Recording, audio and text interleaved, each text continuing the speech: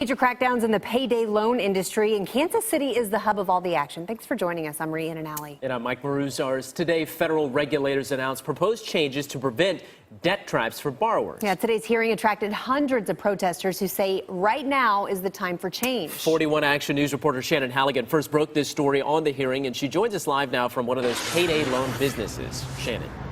Yeah, actually on Main Street here in Kansas City, there are 4 payday lending shops on one city block, but these proposed changes would affect every short-term lender in the country. Hundreds of people marched in downtown Kansas City protesting what they describe as predatory lending. This before the Consumer Financial Protection Bureau held a hearing on the first ever short-term lending regulations. My car actually broke down and I had to get back and forth to work, so I either had an option of payday loan or pawn my stuff. I couldn't go to a bank or borrow from family. Terrence Wise is one of the 12 million people each year who take out a payday loan.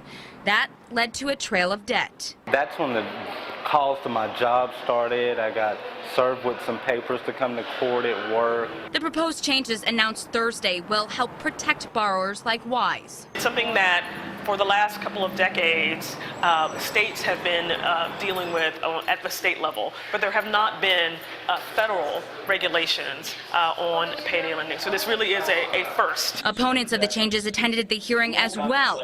They argue these regulations will hurt both the lenders and borrowers. So although there are some people that have probably had horrible experiences, I know that type of thing has happened, but there's also been a lot of people that have been able to use these companies to get much needed short-term cash.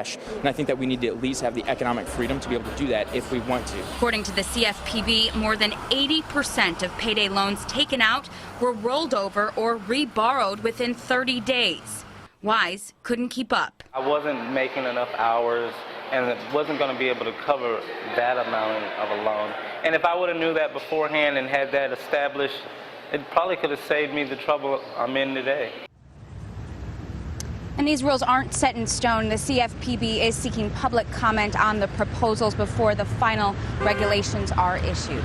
Live in Kansas City, Shannon Halligan, 41 Action News. All right, Shannon, thank you for that. Well, some of the proposed changes include creating a test to determine if the borrower can afford to repay the full amount. That test could be avoided for a loan up to $500 for people who have no other outstanding short-term loans. Another change would protect borrowers from lenders who try to make withdrawals from their bank accounts for payments.